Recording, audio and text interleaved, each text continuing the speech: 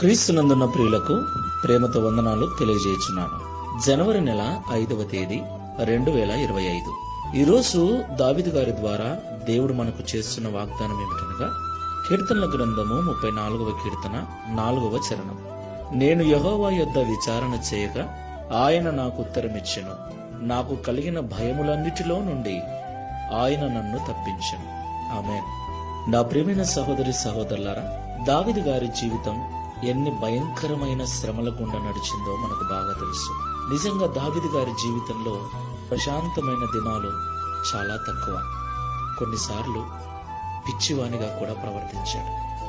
ప్రియులారా, ప్రతి పరిస్థితుల్లో కూడా దావీదుకున్న ధైర్యం, దావీదుకున్న బలం, నా దేవుడు నాకు తోడుగా ఉన్నాడు, నా దేవుడు నన్ను చూస్తున్నాడని దేవునికి మహిమ కలుగును గాక.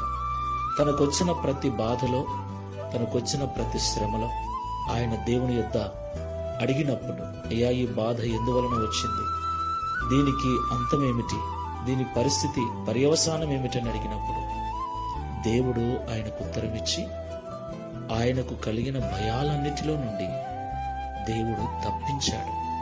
దేవునికి మహిమ కలుగును గాక. ఈ మాటలు వింటున్న ప్రియ సహోదరి సహోదరుడా, విశ్వాస యొక్క జీవితం అంత ప్రశాంతంగా ఏమీ ఉండదు. చనిపోయేంత వరకు లోకంలో ఉన్న వారి కంటే మరీ ఎక్కువగా శ్రమలు, బాధలు అనుభవించవలసి ఉంటుంది. ఒక పెద్ద పోరాటాన్ని చనిపోయేదాకా మనం చేస్తూనే ఉండాలి. లోకాశలతో, శరీరాశలతో, భయంకరమైనటువంటి చీకటి శక్తుల ప్రభావముతో, రోగములతో, వ్యాధులతో పోరాటం చేస్తూనే ఉండాలి. అయితే ప్రతి భయము నుండి మనల్ని విడిపించడానికి మనకు చాలిన దేవుడు ఉన్నాడని మనం మర్చిపో. Download ShareChat.